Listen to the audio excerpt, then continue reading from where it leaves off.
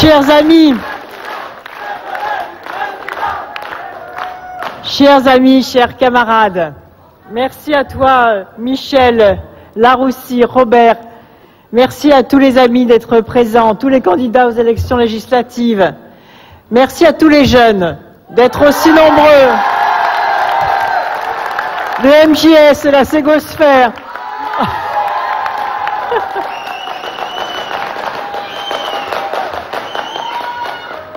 J'entends la droite dire qu'il y aurait comme un trou d'air dans notre campagne. Moi, ce que je vois ce soir, surtout, c'est un souffle d'air extraordinaire qui va nous porter vers la victoire de 2007. Vous êtes là, si nombreux, si divers et en même temps si unis, avec votre énergie, l'énergie de la France, qui a envie d'un changement profond et qui attend désespérément un pays qui va mieux. C'est grâce à vous que dans cette élection majeure de l'avenir de la France, je peux garder le cap, rester moi-même, continuer à gravir la montagne avec vous. La droite a la puissance de l'argent. Nous devons mobiliser en profondeur l'intelligence du peuple français.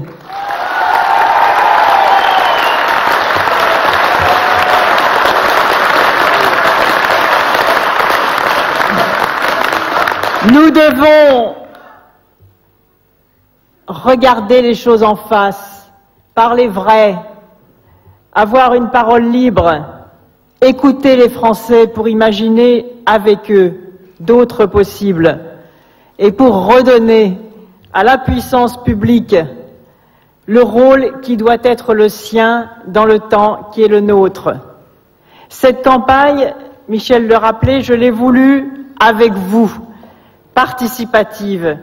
Avec vous, je suis en train de construire mon projet présidentiel pour mieux répondre aux inquiétudes et aux attentes des Français, pour en finir avec ce gâchis humain et ces énergies entravées qui minent le moral des Français et du pays, qui lui font douter de lui-même, qui le tirent vers le bas et l'incitent au repli. C'est ainsi qu'en 1000 lieux, et même plus, dans les grandes villes comme dans les petites communes du milieu rural, nous faisons une chose dont beaucoup avaient perdu l'habitude et dont d'autres n'ont jamais eu l'expérience.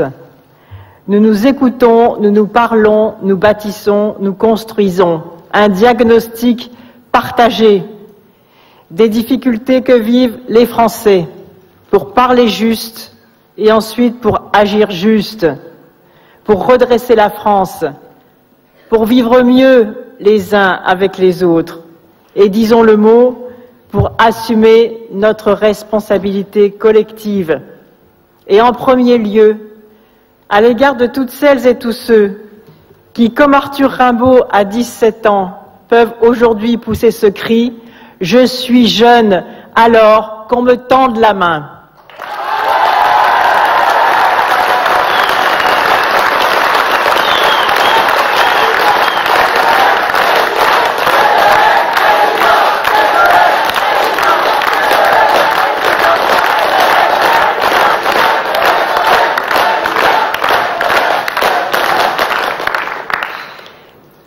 Certains ont ironisé.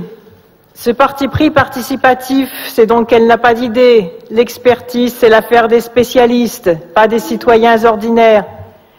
Nous savons bien, nous, dont c'est le métier, ce qui est bon pour les gens et le cas échéant ce qu'ils veulent. Ces forums, ces débats, c'est du temps perdu. Jamais il ne s'en dégagera quelque intérêt général. Mais je vous le dis, cette exigence démocratique, c'est une sorte de révolution démocratique qui rend à chaque citoyen qui le souhaite ce qui lui est dû. La parole, bien sûr, mais aussi le pouvoir de proposer à égalité avec tous Je veux élever la voix de chaque citoyen. Je veux arriver avec vous au pouvoir pour vous le rendre. Car si aujourd'hui, dans cette campagne, on donne la parole à chacun, alors on ne pourra jamais vous la reprendre. Et c'est cela, la nouvelle République que je veux construire avec vous, parce qu'elle est garante demain de la crédibilité de l'action politique. Elle est garante, cette façon de faire, de l'exigence politique. Elle est garante de la parole tenue, elle est garante tout simplement du progrès pour tous et du respect pour chacun.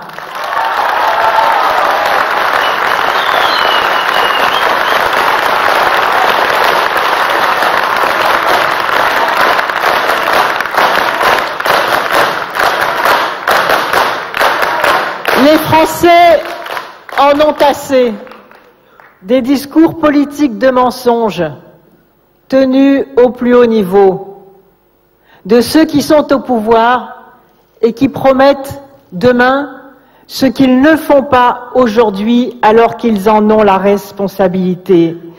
Ça, c'est un déni de démocratie. Quand on a la chance d'être dépositaire du pouvoir du peuple français, alors on passe à l'action et on ne promet pas pour des lendemains ce que l'on n'est pas capable d'accomplir aujourd'hui.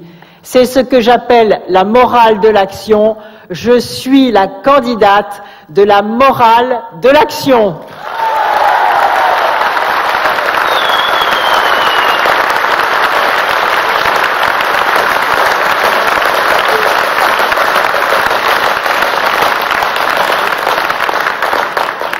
Et puis, il y a aussi la vérité des mots et des concepts. Et lorsqu'ils ne correspondent à rien, ou lorsqu'ils ne recouvrent pas la vérité, alors ils ne tiennent pas la distance.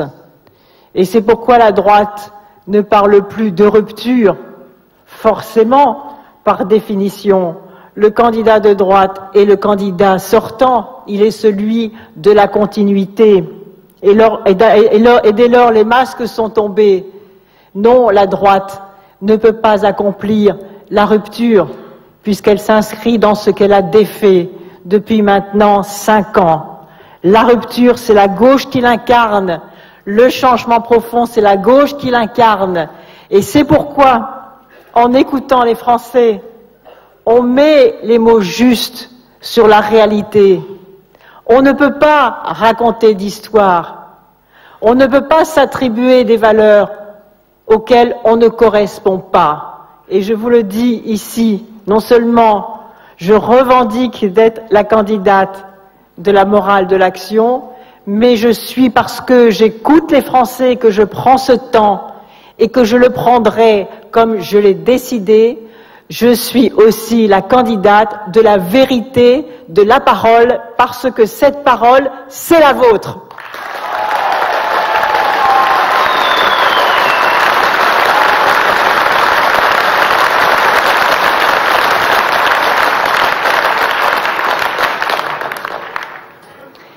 Je suis venu vous dire ici, à Toulon, les raisons auxquelles je tiens et celles pour lesquelles nous avons envie de croire en la France. Je la sais capable, notre France, de puiser dans ses valeurs, dans son histoire, dans sa passion de l'égalité, dans ses talents, l'énergie du redressement que tous les Français appellent de leurs vœux et qu'ils attendent parfois désespérément. Ici, à Toulon et dans ce département du Var, on sait bien, et ça a été dit avant moi, que la République est un combat, souvent gagné, parfois perdu quand la vigilance se relâche ou quand les ressentiments s'accumulent. Ici, nous nous souvenons de ce bataillon de Provence qui, en 1792, se porta au secours de la patrie en danger. Son chant devint notre hymne, et bien des peuples de par le monde s'emparèrent à leur tour, de notre Marseillaise pour clamer chacun dans sa langue leur volonté d'émancipation. François Mitterrand avait raison de le dire, quand la France rencontre une grande idée, alors elles font ensemble le tour du monde.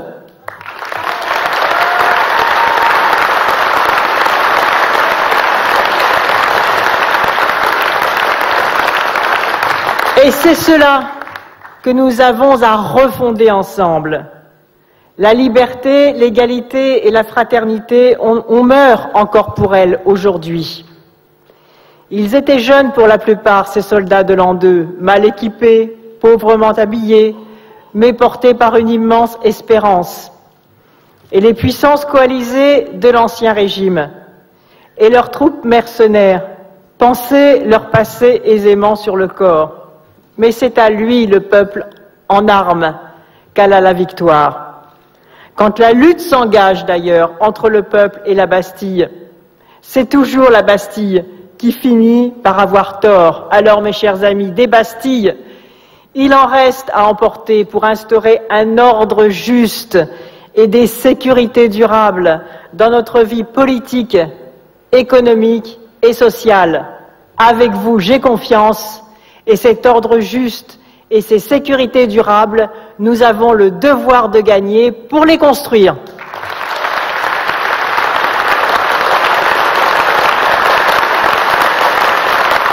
Et d'abord parce que cela ne peut plus durer. Tant de pauvreté dans un pays si riche, à qui la faute si ce n'est à la droite.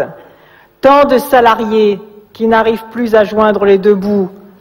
Tant d'inégalités qui défont la France, en tribus étrangères les unes aux autres, tant de précarité qui deviennent la norme, tant de fragilité du travail au logement qui déstabilisent les familles et les parcours scolaires des enfants, tant d'insécurité sociale qui distille la peur, le repli sur soi et parfois la haine de l'autre, et tant d'insécurité et de violence au quotidien dans les quartiers, parce que la police de proximité a disparu. Alors les valeurs de la République, liberté, égalité, fraternité, qu'en reste-t-il dans ces conditions? La liberté d'abord. Bien sûr, chez nous, on ne persécute pas les opposants. Les journaux paraissent, Internet fonctionne jour et nuit, ce qui n'est pas le cas dans tous les pays de la planète. Et si imparfaite soit-elle à nos yeux, notre démocratie est appréciable. Mais cette liberté chèrement conquise et reconquise au fil de notre histoire, qu'en reste-t-il quand, à 20 ans, l'avenir semble irrémédiablement bouché pour certains jeunes, quand, à 30 ans, on rouille sans pouvoir faire de projet, quand, à 50 ans, on est brutalement débarqué dans des plans sociaux, quand, après un congé parental, on ne peut pas retrouver de travail, quand on aborde la vieillesse avec une si petite retraite et qu'on ne fait plus un repas par jour et qu'on a l'angoisse de ne pas se faire soigner, et quand, même quand on n'est pas dans ces situations, on vit dans la hantise d'y tomber, alors oui, la liberté, cette première valeur de la République, il va falloir à nouveau lui donner tout son sens en répondant à ces problèmes.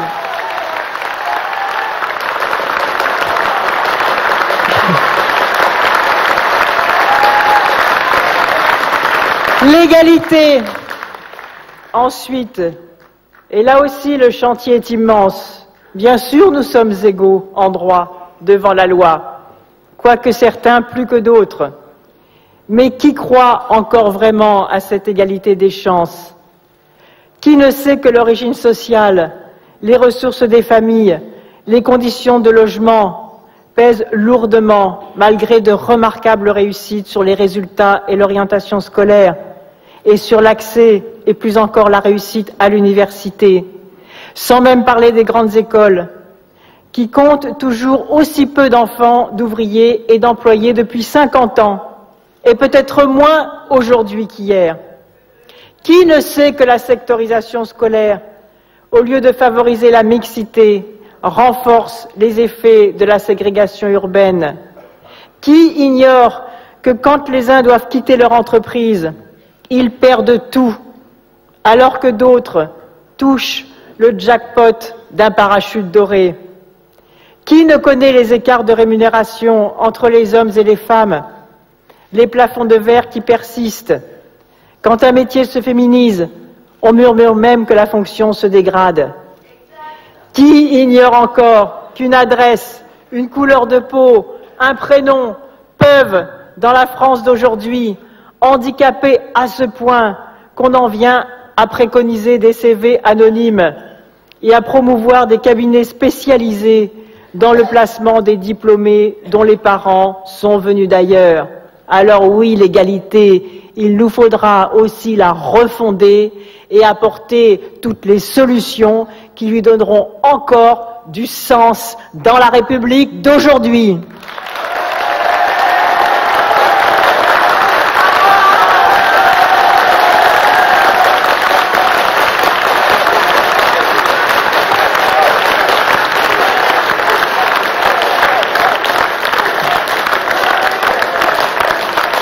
Et la fraternité, bien sûr, elle est inscrite au fronton de nos écoles et fait partie de notre devise.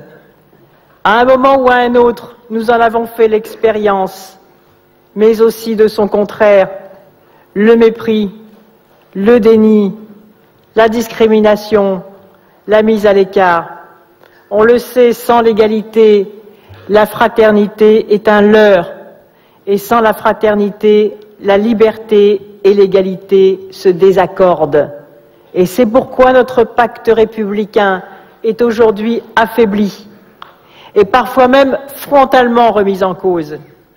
Chez nous, la République mise à mal, on le sait, cela veut dire la nation qui doute d'elle-même. Et je ne veux pas d'une France impuissante à maîtriser son destin, dans un monde qui s'est profondément transformé et qui change à vive allure. Je veux, avec vous, que la France reprenne la main et construise son destin pour donner à chacun un véritable désir d'avenir.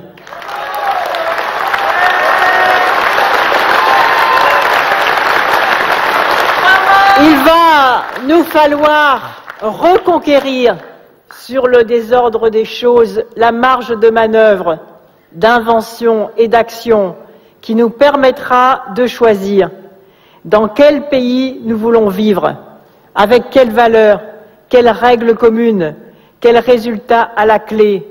Et au fond, c'est tout ça le sens de mon combat. Jamais nous n'avons eu autant besoin de volonté politique et d'efficacité de l'État pour organiser le présent et civiliser l'avenir. Une droite historiquement à bout de souffle n'a rien d'autre à proposer que soigner le mal par le mal. Soigner le chômage par plus de précarité encore, l'école à deux vitesses par plus d'inégalités scolaires, le mal logement par moins de solidarité urbaine, la pauvreté au travail par les heures supplémentaires défiscalisées, l'insécurité publique par le désespoir social, la stigmatisation, la suppression de la police de proximité et l'injuste répartition des forces de police selon les quartiers.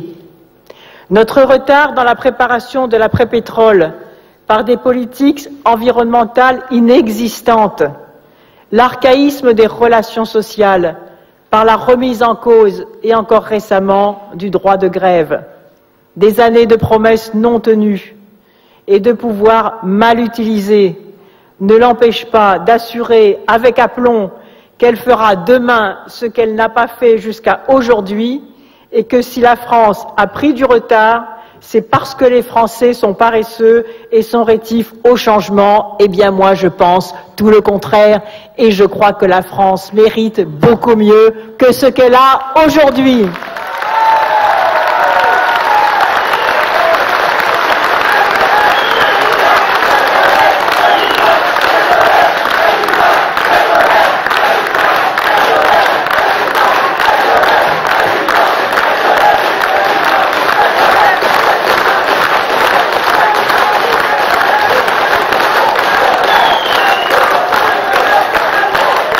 Il est temps, en particulier, de redonner au travail toute sa valeur.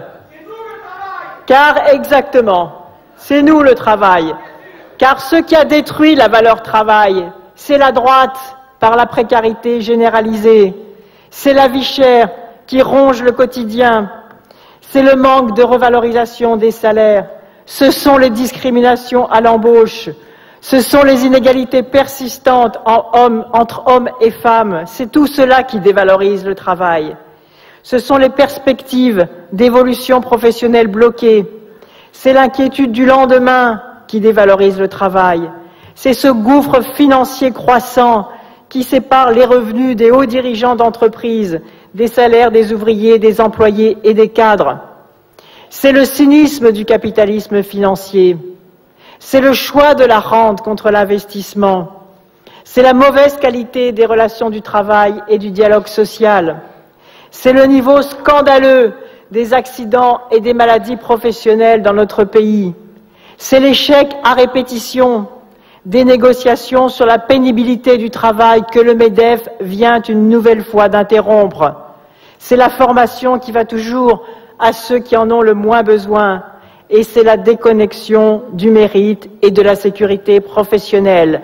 Alors moi, je crois que tout se tient et que la France peut se retirer vers le haut si nous réinstallons des sécurités durables et si nous considérons que c'est bien la sécurité au travail qui fait aussi l'efficacité sociale et la performance économique et environnementale. Le travailleur jetable et le détricotage du Code du travail, ce n'est pas un projet de société. C'est à cela qu'il faut dire non pour construire un projet alternatif. Réhabiliter la valeur travail, ce n'est pas offrir comme seule perspective toujours plus d'heures supplémentaires et toujours plus de flexibilité sans filet de sécurité. Dans un monde où les entreprises doivent s'adapter en permanence, la France doit être capable d'anticiper les mutations en investissant massivement dans la qualification des salariés, dans la sécurisation des parcours professionnels, pour accompagner efficacement les transitions d'un emploi à un autre. Et je vous le dis ici parce que ce sera au cœur de mon projet présidentiel. Pas un jeune ne restera au chômage pendant plus de 6 mois.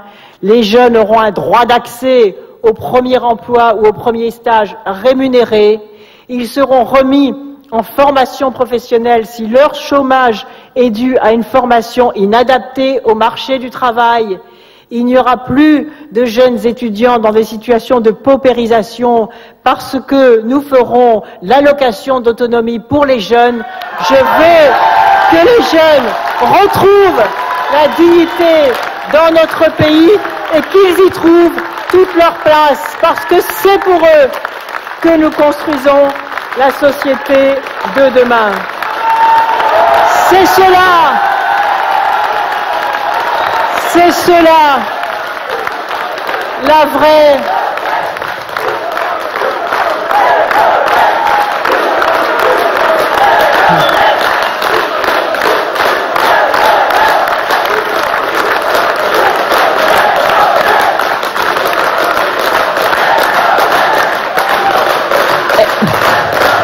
et comme les régions socialistes l'ont fait, nous démultiplierons les emplois tremplins pour les jeunes. Je me suis engagée sur la durée du quinquennat à mettre en place 500 000 emplois tremplins pour les jeunes, rien que dans nos régions socialistes. Nous approchons déjà les 50 000 emplois jeunes au cours des quelques mois qui nous ont été donnés pour mettre en place ce dispositif. Et je me suis engagée également à ce qu'à l'âge de 18 ans, tous les jeunes puissent bénéficier d'un crédit gratuit de 10 000 € pour lui permettre de réaliser son premier projet de vie. Et enfin,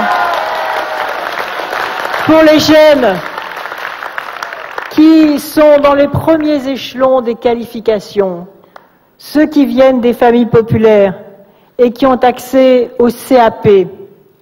Je veux dire ici que je généraliserai à l'échelle nationale ce que je fais dans la région Poitou-Charentes lorsque je vois des jeunes qui ont besoin de passer leur permis de conduire pour aller travailler, et notamment dans les métiers du bâtiment que les entreprises recherchent souvent, et que ces jeunes ne peuvent même pas aller travailler parce qu'ils ne peuvent pas accéder à ce coûteux droit fondamental. Je leur dis ici que pour ces jeunes qui font partie de ce premier échelon des qualifications dans les métiers manuels, eh bien la République leur payera leur permis de conduire.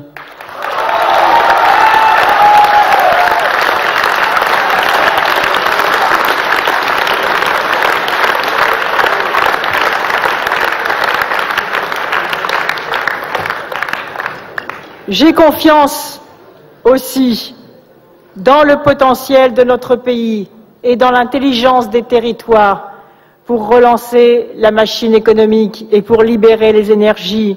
Je veux un État qui assume ses responsabilités et des régions qui aient les moyens de régler efficacement les problèmes des Français, parce que c'est là qu'elles sont le mieux placées pour le faire. Je veux une régionalisation et un pacte de confiance entre les différents échelons de la puissance publique, parce que c'est comme cela aussi que l'on pourra lutter contre toutes les formes de gaspillage. Je ne veux plus d'un État qui se désengage et d'une paupérisation des services publics, facteur d'inégalité sociale et territoriale et de démoralisation des personnels. Il nous faudra, et je le ferai, remettre l'éducation au centre de tout, parce que c'est considéré que cet investissement est une des priorités de la nation et que l'échec scolaire n'est pas une fatalité, ni en primaire, ni en secondaire, ni à l'université. L'éducation nationale aura les moyens humains et matériels d'assumer sa mission et notamment elle apportera à chaque élève le soutien individualisé gratuit dont il peut avoir besoin au cours de sa scolarité. Je veux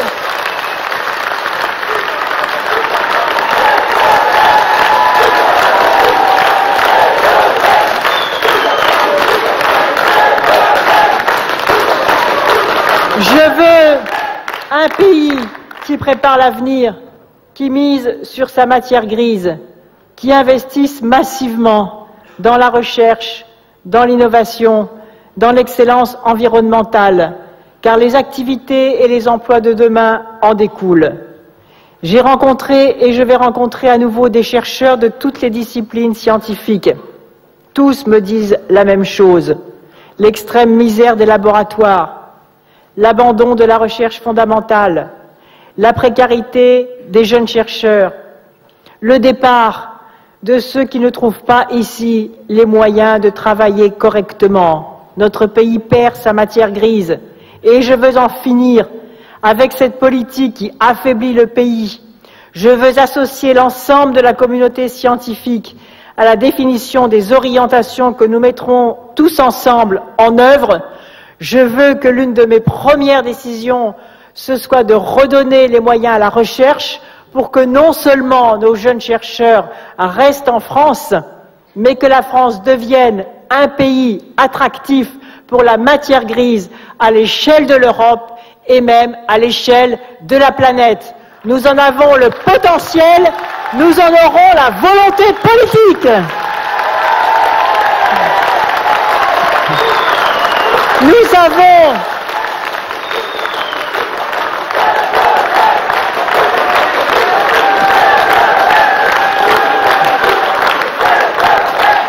Nous avons en effet les talents, les atouts, mais ceux-ci sont trop bridés de rigidité, de fragilité et d'insécurité.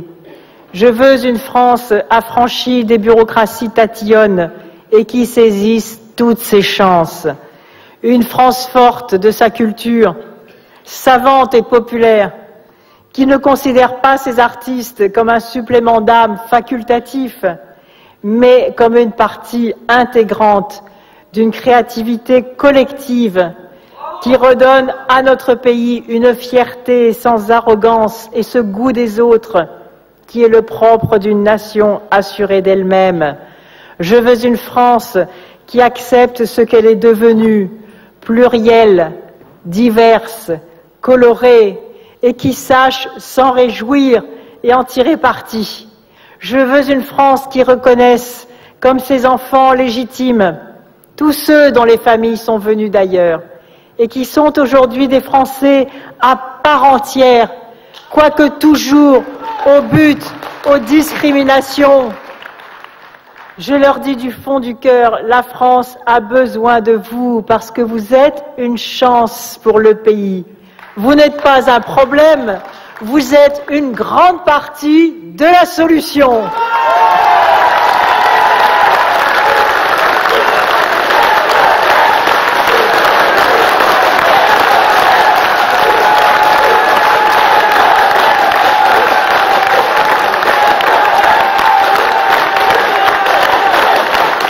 Je veux un pays où l'on s'écoute, un pays où l'on se comprend, un pays où l'on s'épaule dans ce que chacun entreprend, un pays qui entende ce que lui dit Diams dans Ma France à moi.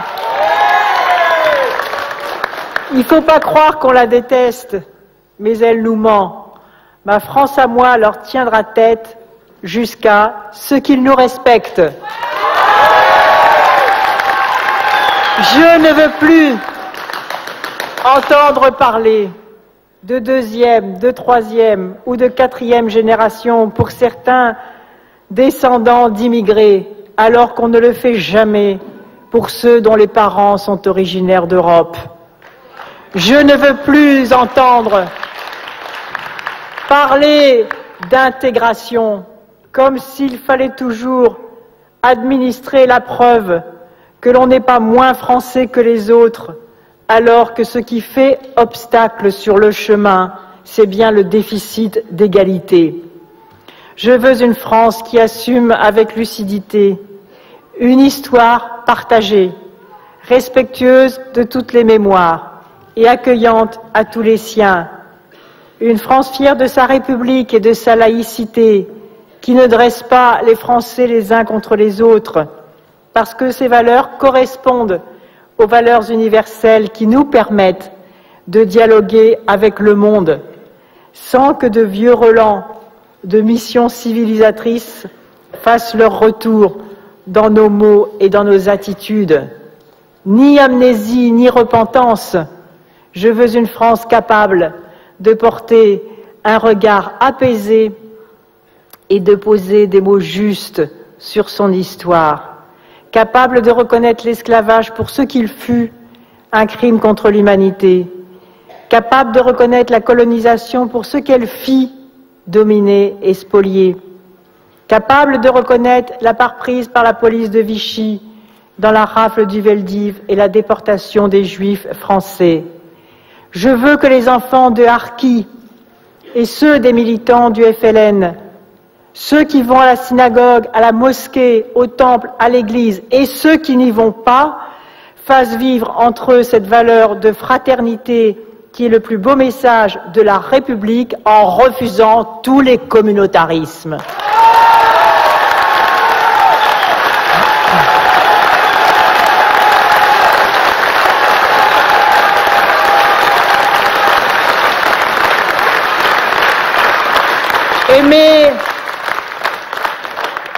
Aimer la France et son histoire, y puiser de fortes références pour les combats d'aujourd'hui, ce n'est pas non plus tout confondre.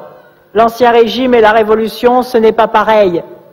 Les croisades et Valmy non plus.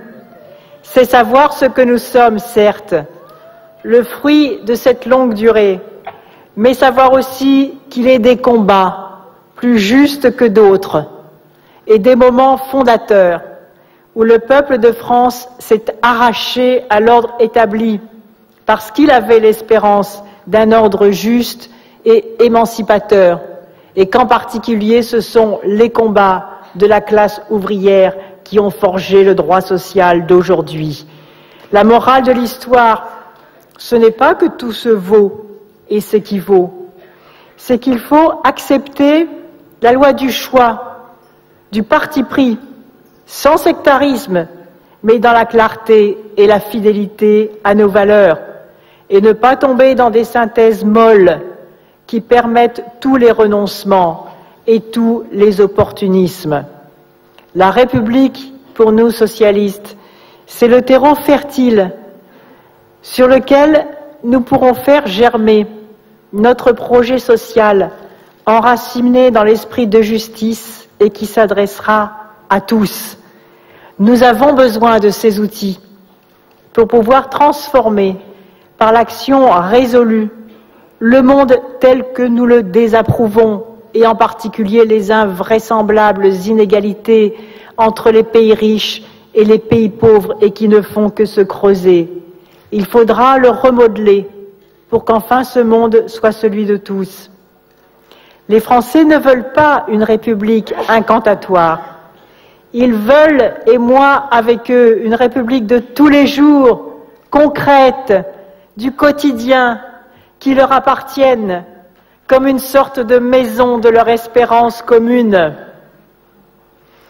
Et Léon Gambetta, ce jeune avocat qui avait fait trembler le Second Empire, avait dit cette phrase extraordinaire, « C'est la nôtre, ne l'oublions pas, je vous la propose comme feuille de route. » Ce qui constitue une vraie démocratie, ce n'est pas de reconnaître des égaux, mais d'en faire réellement.